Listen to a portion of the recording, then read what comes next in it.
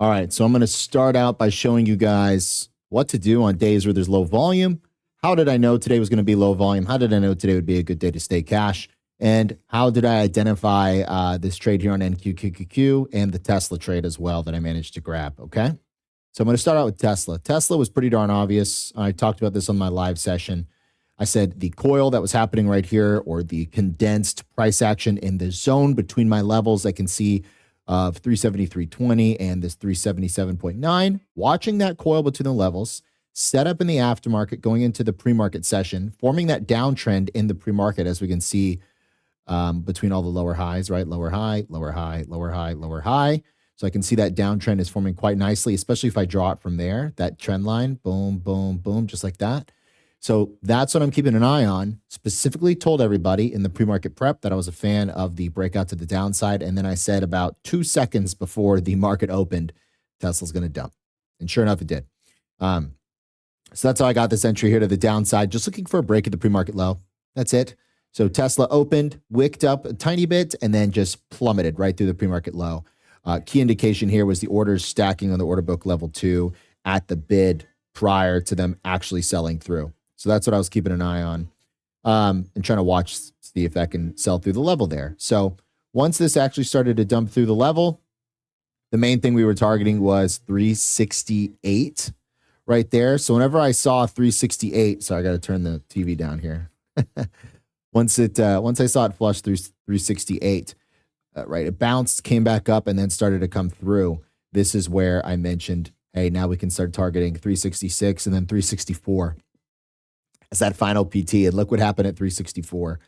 One of the students actually asked me when we were sitting at about here, 366.27. He was like, what would you do? And I said, well, final PT is 364. So you can have your stop and profit around 75 to 50% and see if you can hit that. But ironically, that's right where Tesla decided to bounce. So pretty cool to see that play out. Love seeing the reaction. Love getting this trade. Massive profits out the gate. So this was incredible to see. It was about 75% profit almost immediately. So big fan of that trade. And then QQQNQ here was a mess. This was a mess. This would have been hard for anyone to trade today. Looking at my levels and looking at my order blocks in hindsight, yeah, I'm sure it looks better. Like, yeah, oh yeah, I would have traded this all day.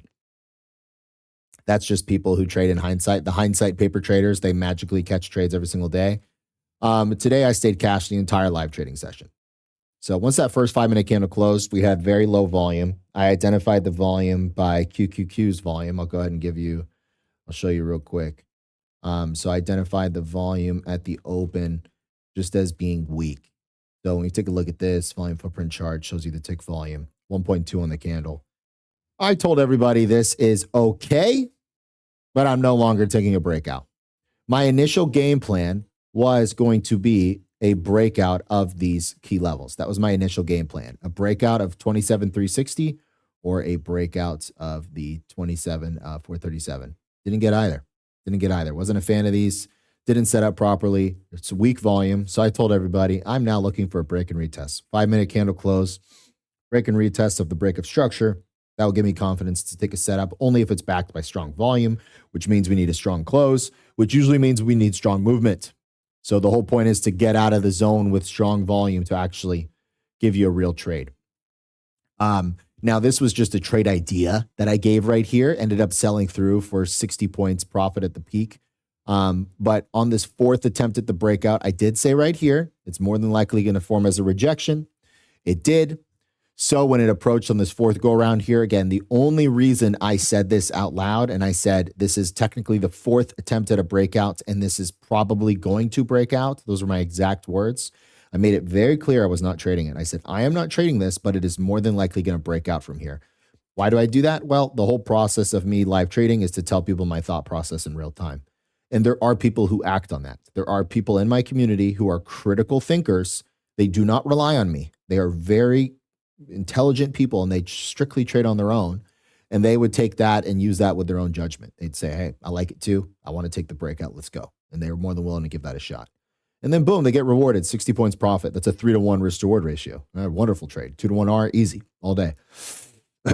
So after it's flush, the market decides to bounce aggressively.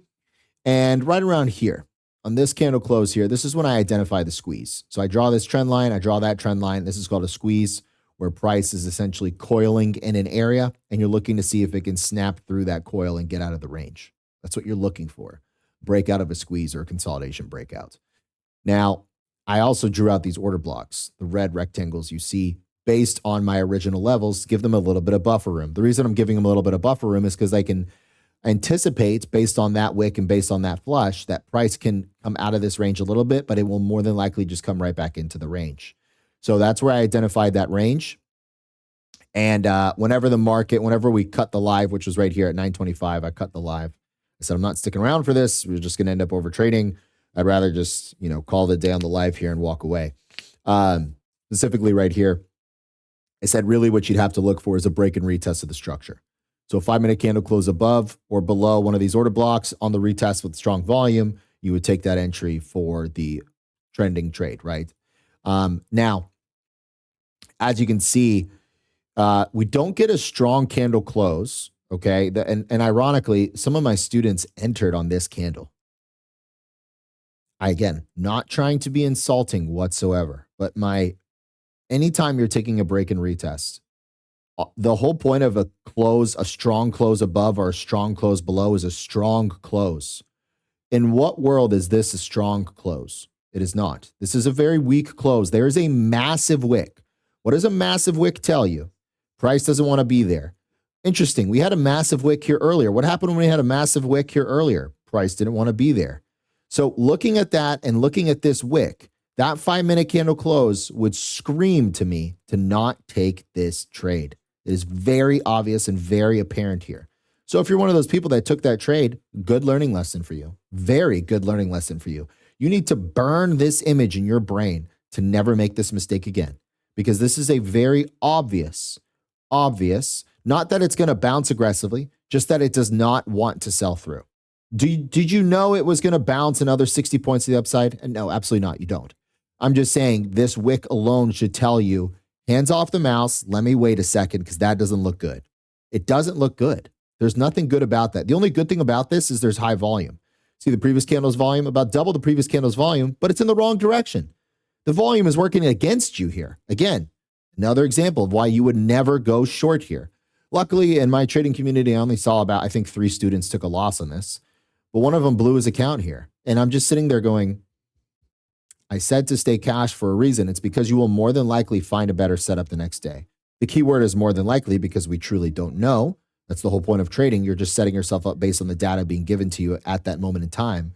But based on what I was seeing, we're probably not going to get anything great. So once this aggressive bounce happens, this is where I give the alert basically within my community. I'll put a screen recording of it right here. But this right here is where I told myself, okay, the fact that price has retraced back into this level, I mentioned on my live, 27,400, whole psychological number, and it's in support of the 27,391. Where did I get this level from? Well, it's pre-market low. QQQ's pre-market low, NQ's pre-market low, respected there, and there. I also see it respected here, where it formed this double top rejection followed by sell-off. So I know that's a legitimate level. So whenever I saw this massive wick push to the upside, the second it blasted through, it had a good amount of volume. It blasted through. There was an instant rejection at 406. So that's when I said, boom, taking the rejection of 27,400.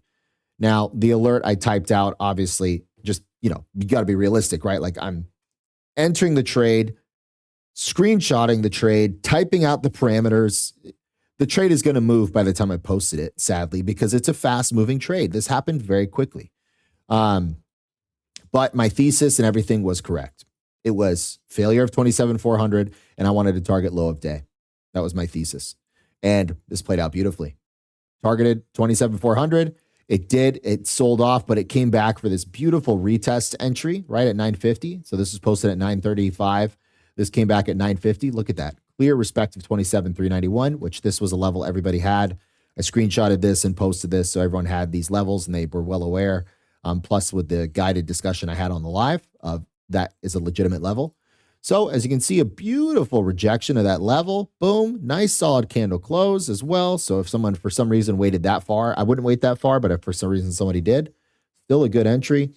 And you can watch that flush beautifully. Nice sell through to the level. And with the break and retest criteria, here's where you would actually know this is a legitimate break and retest as opposed to people who got faked out here. Again, no reason in no world would you have entered for shorts here. That should be the red flag that you are not educated enough to be trading on your own. Okay. Now, as I'm watching this, right, what do I keep seeing in the order block range? Wick. So I'm technically not getting confirmations. I'm getting the same thing I got here, just a wick. I'm not really getting a strong close below the level. Where's the first strong close before the level, guys? Boom, this candle right here, 10 o'clock candle, decent volume. Volume had increased to the previous candles. So decent volume, candle closes below the level. Boom, okay, we've got the break.